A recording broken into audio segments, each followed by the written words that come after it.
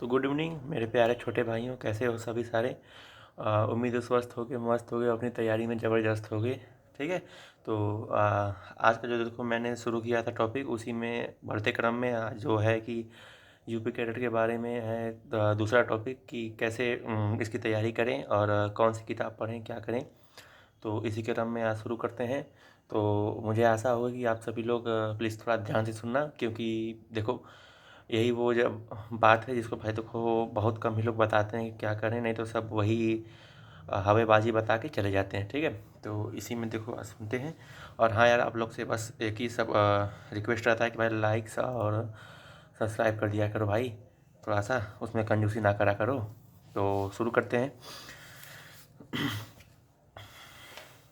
तो जैसा कि आप लोगों ने थंबनेल तो देख ही लिया होगा कि यूपी कैडेट है, तो एग्ज़ाम में कैसे उसको क्वालिफाई करें और कौन सी किताब पढ़ें। तो उसी क्रम में देखो मैं आज आपको बता रहा हूँ कि क्या करें, कौन सी किताब पढ़ें, कैसे तैयारी करें। ठीक है। तो देखो फर्स्ट ऑफ ऑल देखो, यूपी कैडेट जैसा कि मैंने आपको बताया था, Uttar Pradesh combined of agriculture and technology entrance test. ठीक है। इसमें 5 यूनिवर्सिटी आती हैं, 5वीं भी नई बन रही है जो कि कुशीनगर में है। ठीक है। और इसमें देखो आज का जो क्वेश्चन रहने वाला है, यूपी कैडेट के लिए कौन सी किताब पढ़ें, कैसे तैयारी करें, किस प्रकार पढ़ें। ठीक है।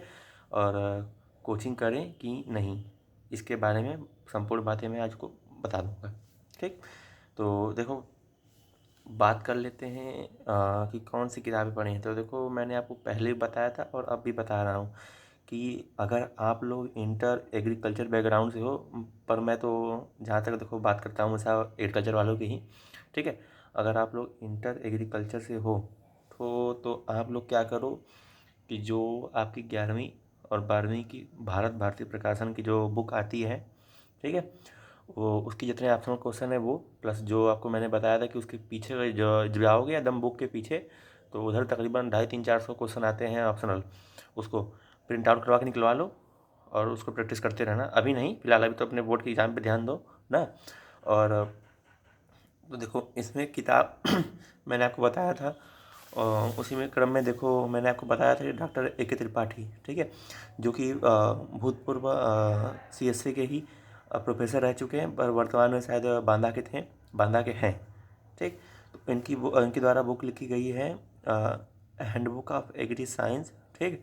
जो कि शायद एग्री साइंस है, पर अभी जो नई आई है एडिशन उसमें कुछ चेंज हुआ होगा।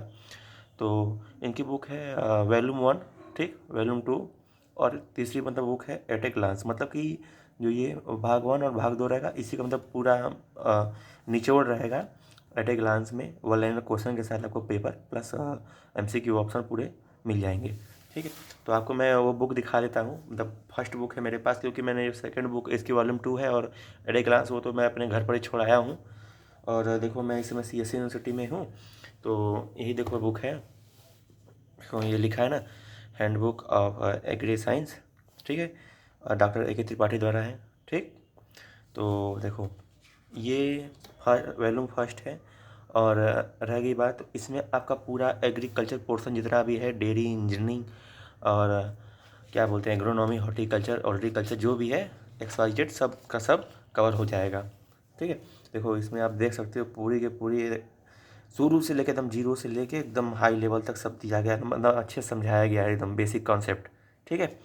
देखो इसमें डेयरी भी है, लिव स्टॉक भी है, पोमोलॉजी, ओलरीकल्चर, और आपका इंटीग्रेट पेस्ट मैनेजमेंट है, और इरिगेशन भी है, वीड मैनेजमेंट भी है, मैन्योर फर्टिलाइजर भी है, सॉइल, मतलब पूरी आपके एग्रीकल्चर पोर्शन इसमें दे दी है। ठीक है। और देख सकते हो अ, ये सब इसके राइटर पूरे हैं, तो आपको दिखा देता हूँ, ये देख सकते हो।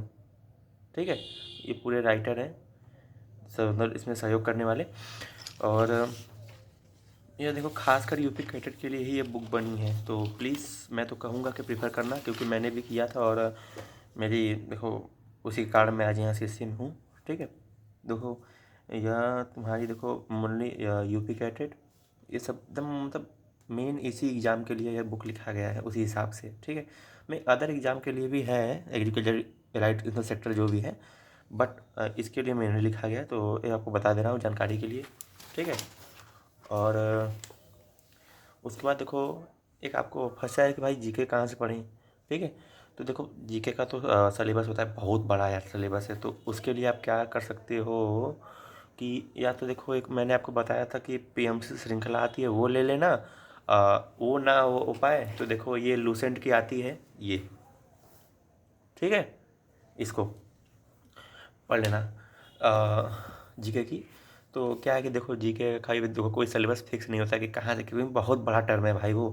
तो उसको छोड़ दो फिलहाल, जीके को, जीके के तो 20 क्वेश्चन आते हैं, वो कर ले जाओगे उसमें से 10-15, अगर अच्छे से पढ़े रहोगे तो।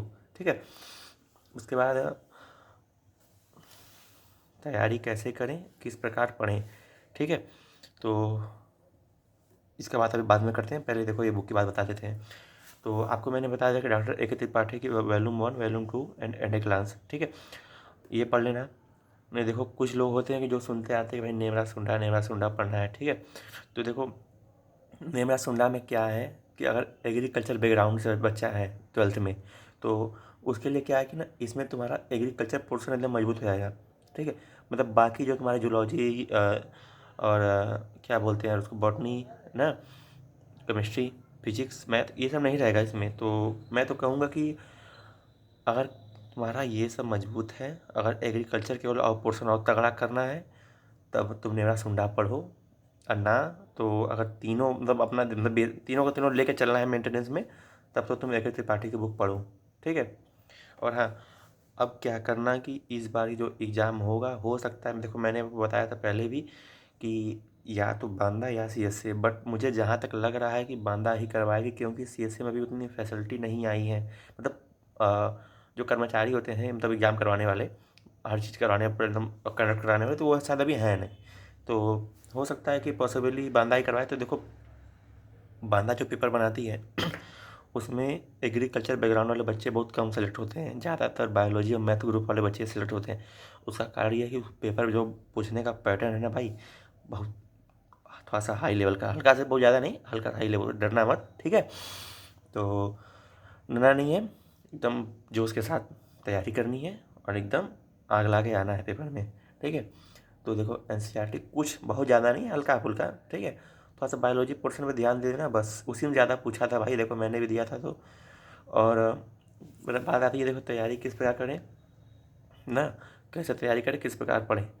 तो देखो आपको मैंने बता दिया कि इसको मतलब 12th एग्रीकल्चर की जितनी बुक है, सबको एकदम अच्छे से एकदम पढ़ना और अपना बेसिक क्लियर रखना, क्योंकि क्वेश्चन उसी से घुमा फिरा के पूछे जाते हैं ना। और फिलहाल देखो, अगर जितना आपने बोर्ड मतलब बोर्ड अगर अच्छे से अपना क्लियर कर लिया कि ना, आपका बेसिक क्लियर है बोर्ड में ही, 12th में ही, तो समझ लो आप आगे आपको उतनी दिक्कत नहीं होगी। अगर आप अपना मैथ, फिजिक्स और केमिस्ट्री अगर अभी से लेके चलो, तो मैं गारंटी के साथ कह रहा हूँ कि आपको अंडर 100 रैंक के अंदर आने से कोई नहीं रोक सकता है। अगर आप, क्योंकि देखो ज़्यादातर बच्चे जो छोड़ते हैं क्वेश्चन, वो मैथ या फिर गलत करते हैं तो मैथ और फिजिक्स केमिस्ट्री यही सब के, अगर इसमें से अगर आप सही कर दे तो आप मतलब थोड़ा सा हाई लेवल पे चले जाओगे। ठीक है, तो ये हो जाता है। और इसमें भी देखो मैंने आपको बता दिया कि पूरी ऑप्शनल को जितनी को रहेंगी उसको पढ़ना है, प्लस एक महीने में आपको, अगर ये बुक लेते हो तो वॉल्यूम 1 को ख़त्म करना है, दूसरे महीने में आपको ये वॉल्यूम 2 ख़त्म करना है, और तीसरे में एट ए ग्लांस। ठीक है, प्लस जितने भी उसके प्रैक्टिस सेट हैं वो, ठीक, वो पूरे के पूरे आपको सॉल्व करने हैं। और बाद में अभी देखो, मैं हो सकता है कि आपको पेपर और क्या कहते हैं कुछ मॉडल प्रश्न भी प्रोवाइड करा सकता हूँ, अब बस अगर आप सपोर्ट करोगे तो। सपोर्ट करते हो भाई, देखो आप ही लोग के लिए मैं काम कर रहा हूँ, तो मेहनत करता हूँ, लिखना सब कंटेंट लाना बहुत यार मेहनत लगता है भाई। तो प्लीज़ सपोर्ट करो यार। ठीक है, सपोर्ट करोगे यार, बोलना, आपको पूरी मैं पेपर मतलब एमसीक्यू मॉडल टाइप का पेपर पूरा दे दूंगा एकदम उस लेवल का कि सॉल्व कर जाओगे। ठीक है, तो वो ले लेना। और एग्ज़ाम जो इससे पहले जो प्रीवियस ईयर के पेपर है, क्योंकि देखो क्वेश्चन बहुत से भाई मतलब क्या बोलते हैं यार उसको, पुराने क्वेश्चन से आते हैं, बहुत ज़्यादा फंसते हैं क्वेश्चन, क्योंकि मैंने भी भाई पढ़ा था, बहुत से क्वेश्चन फंसे थे। तो उम्मीद है आप लोग ध्यान से सुन रहे होंगे, और प्लीज़ सुनना यार, क्योंकि देखो ये आपकी मतलब ज़िंदगी बदल सकती है भाई। अगर आप एक अच्छे यूनिवर्सिटी में अगर पहुंच जाते हो, तो वहाँ से आपका मतलब जीवन का रास्ता भाई बहुत आसान हो जाता है, सक्सेस होने के चांस ज़्यादा हो जाते हैं। ठीक है, तो देखो ये हो गया। उसके बाद बात आती है कि कोचिंग करें कि नहीं। तो देखो मैंने आपको पहले भी कहा था और अब भी कह रहा हूँ कि मैं एक मिडिल क्लास ठीक फैमिली से हूँ। ठीक उसी प्रकार से मेरे जैसे बहुत से भाई हैं, मेरे छोटे भाई बहुत से हैं।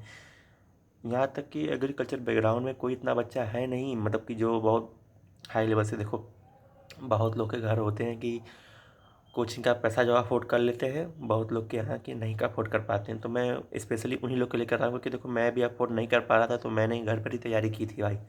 तो मैं तो यही कहूँगा, देखो मैं कोचिंग करने के लिए मना भी नहीं कर रहा हूँ, बट अगर आप लोग अफोर्ड नहीं कर पाते या आपके घर वाले अफोर्ड नहीं कर पाते या आपको बाहर नहीं भेजना रहते तैयारी करने के लिए, कोई ज़रूरत नहीं है कोचिंग जाने का। कोचिंग में भी वही पढ़ाया जाएगा जो आपने ट्वेल्थ में पढ़ा है। बस यार आपसे फीस ली जाती है भाई। अब मैंने पूरी मतलब वहाँ के जीवन कुंडली देख चुकी है कि कैसे क्या हो रहा है कोचिंग में। ठीक है, आपको पूरी कहानी पढ़ा देंगे, उसके बाद फिर बस वही पैसे वाले बात आके फंस जाते हो। पैसे इतना दे दोगे तो फिर जब यार कोचिंग क्लास करने जाओगे तो वही पुरानी क्लास सब सुनाएंगे और उसी में ले डूबेंगे आपको।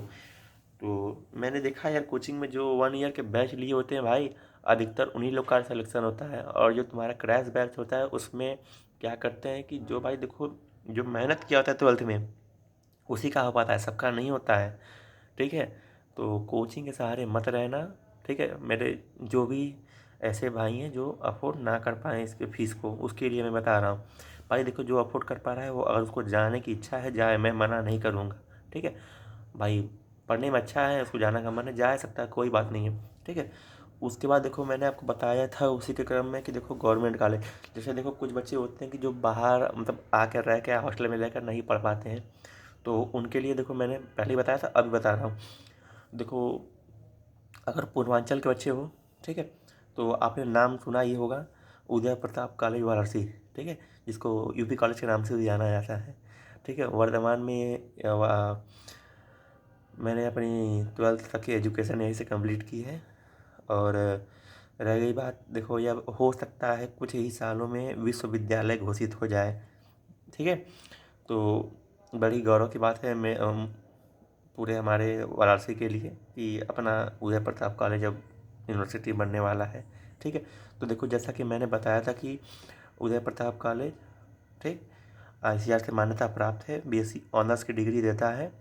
और जो पढ़ाई भाई है वो तुमको शायद ही कहीं, नहीं शायद ही कहीं तो नहीं कह सकते हैं, बट किसी यूनिवर्सिटी से कम भी नहीं है और बहुत सी यूनिवर्सिटी से हाई लेवल की पढ़ाई होती है यहाँ पे। ठीक है, और प्रैक्टिकल भी एक नंबर का होता है। उसके बाद देखो हाल ही में अभी 2024 में देखो ये तिलकधारी पीजी कॉलेज, जिसे टीडी कॉलेज के नाम से भी जाना जाता है, जो कि जौनपुर में है। ठीक है, इसको भी आईसीआर की मान्यता मिल चुकी है, तो अभी अभी बीएससी ऑनर्स की डिग्री देगा। ठीक है, और यहाँ पर फैसिलिटी आईसीआर से द्वारा जो भी आएंगी वो सब प्रोवाइड की जाएंगी। उसके बाद देखो एक अपना आता है जनता पीजी कॉलेज इटावा बकेवंज में जो है, तो यह तुम्हारा इधर पश्चिम साइड के बच्चों के लिए है। तो जो इधर के रहते हैं देखो उनके लिए भी बहुत बेस्ट कॉलेज है, क्योंकि यह भी देखो गवर्नमेंट मतलब अर्ध सरकारी जिसको बोलते हैं वो कॉलेज है। तो ये तीनों यार देखो मेरे लिए सबसे बेस्ट है। और इसमें सबसे जो बेस्ट कॉलेज है वो ये है यूपी कॉलेज। ठीक है, ये ठीक यूपी कॉलेज भाई, ये अपने आप में नाम ही काफ़ी है केवल। ठीक है, उसके बाद आपका आता है डीडीयू, जो कि मैंने आपको बताया था दीनदयाल उपाध्याय गोरखपुर विश्वविद्यालय, जो कि गोरखपुर में है। और यहाँ पर भी है, बट अभी आईसीआर की मान्यता शायद मिलने वाली है या फिर मिल जाए कुछ ही सालों में। उसका देखो बुंदेलखंड विश्वविद्यालय बुंदेलखंड झांसी, फिर विद बहादुर सिंह पूर्वांचल विश्वविद्यालय जो कि जौनपुर में है। ठीक है, तो जौनपुर में कितने हो गए, एक ये दो कॉलेज हैं, एक यूनिवर्सिटी है और एक कॉलेज है। ठीक, और उसके बाद देखो एक आपकी आती है बीआरडी पीजी कॉलेज, जो कि देवरिया में। ये भी मतलब अच्छी कॉलेज है। ठीक है, पढ़ाई के मामले में भी बढ़िया है। तो इसमें आपको एडमिशन यही गोरखपुर विश्वविद्यालय मतलब इसी के संबंध में ये कॉलेज है। तो आपको यहाँ पर एडमिशन अगर लेना होगा भाई, जो इधर के हमारे पूर्वांचल साइड के बच्चे हैं गाजीपुर उधर के, तो उनके लिए मैं कहूँगा कि देखो इसमें एडमिशन होता है भाई, तुम्हारा यही डीडीयू एग्ज़ाम करवाती है, इसी काउंसलिंग के बेस पे रैंक के आधार पे तुम्हारा इसमें एडमिशन होता है। ठीक है, और रह गई यूपी कॉलेज की बात, तो इसका अपना स्वयं का एंट्रेंस होता है। टीडी कॉलेज का स्वयं का एंट्रेंस होता है, ये इसका भी स्वयं का एंट्रेंस होता है, मतलब ऑल ओवर सभी का अपना अपना खुद का एग्ज़ाम करवाते हैं सब। तो इससे पहले वीडियो में मैंने आपको बताया था कि सब में 150 क्वेश्चन आते हैं, ठीक है। तो अगर इसको मतलब इसमें अगर आपको एडमिशन लेना है, बट मैं तो कहूँगा यार कि अगर आप वाराणसी सट्टे ज़िले से हो तो आओ, यूपी कॉलेज में एक नंबर का है भाई। और रहेगी बात, मैं उन बच्चों के लिए कह रहा हूँ जो हॉस्टल जाके पढ़ाई ना कर पाएँ, ठीक है, उनके लिए एकदम फुल्ली वातावरण एकदम हरा भरा, ठीक है। क्योंकि मैंने यार यहाँ मेरा एक्सपीरियंस है भाई, 7 साल मैंने यही पढ़ा है। बट क्या है कि कुछ अपनी भी इच्छाएं थी कि नहीं, मैं हॉस्टल जाके पढ़ सकता हूँ, बाहर यूनिवर्सिटी में पढ़ना है, तो इसलिए मैंने यहाँ एडमिशन नहीं लिया। बट मैंने यहाँ एग्ज़ाम दिया था, ठीक है। तो एग्ज़ाम का पैटर्न मैंने देख चुका है कैसे क्या पूछा जाता है, इसलिए आपको वो बता रहा हूँ, गाइडेंस कर दे रहा हूँ। तो इन सब के लिए देखो, मैंने आपको पहले ही बताया था, अभी बता रहा हूँ, इन सब के लिए केवल आप लोग और 11वीं और 12वीं को अच्छे से पढ़ लो। और एनसीईआरटी व ऊपर की जो मैंने ये पुस्तक बताई हैं, इसमें से कोई मतलब पढ़ लेना, तो निकल जाएगा एग्ज़ाम, बहुत हार्ड नहीं होता है इसका एग्ज़ाम। तो रह गई बात कि इसमें देखो फंसते हैं केवल एग्रीकल्चरल बच्चे, क्योंकि देखो इन सब में जो पैटर्न होता है ना, वो तुम्हारा एनसीईआरटी बेस पे बना होता है, कि जो मतलब इंटर में जो बायोलॉजी मैथ से पढ़े होते हैं उनके बेस पे। तो उस हिसाब से अगर आपको इसमें केमिस्ट्री मैथ ये सब के क्वेश्चन पूछे जाते हैं, तो लड़के थोड़ा सा उनको प्रैक्टिस करना पड़ता है। क्योंकि जो हम लोग इंटर में जो अपना मैथ और फिजिक्स केमिस्ट्री पढ़ते हैं, वो 10th लेवल का रहता है, बहुत हाई लेवल का नहीं, मतलब 12th लेवल का इस सब का नहीं रहता है। तो थोड़ा सा मैथ ज़्यादा नहीं, बहुत हल्का सा यार, क्योंकि मैंने एग्ज़ाम दिया था भाई, वैसे क्वेश्चन आते नहीं है, निकाल ले जाओगे अगर पढ़े रहोगे तो, ठीक है। तो लास्ट बार कह रहा हूँ यार, प्लीज़ सपोर्ट करो, ठीक है। सपोर्ट करोगे आप ही लोग के लिए बेनिफिट रहेगा। और भविष्य में यार अगर हो सकता है पॉसिबली कि कुछ नया और कुछ बड़ा करने की सोच में हूँ मैं, तो यार आप लोग अगर सपोर्ट करते हो भाई, आप लोग के लिए यार किसी जगत में एक नया कुछ करने की चाह है, अगर सपोर्ट कर देते हो तो पॉसिबली भाई हो जाएगा, ठीक है। क्योंकि आप ही लोग मेरी फैमिली हो, मेरे परिवार हो, और परिवार ही सपोर्ट करता है तभी एक समाज का निर्माण होता है, ठीक है। तो प्लीज़ लाइक सपोर्ट सब्सक्राइब करो, ठीक है। तो इसी के साथ वीडियो की समाप्ति करते हैं यार, 17 मिनट को हो गया वीडियो भाई, लंबा हो रहा है, तो चलें, बाय बाय। और प्लीज़ ध्यान से पढ़ो, बोर्ड का एग्ज़ाम है, तो फिलहाल अभी इसकी टेंशन ना लो कि यूपी कैटेट में क्या करना है। बाकी मैं हूँ, कोई दिक्कत हो कमेंट करना, और अगर पर्सनली बात करना हो तो वो बता देना, मोबाइल नंबर दे दूँगा, ठीक है, व्हाट्सअप वाला। तो व्हाट्सअप पे मैसेज कर देना, जो होगा देखा जाएगा, ठीक है। उसकी टेंशन ना लेना कि कैसे एडमिशन होगा, क्या करना है, मैं हूँ तो हूँ, बस। जय जवान जय किसान जय कृषि विज्ञान।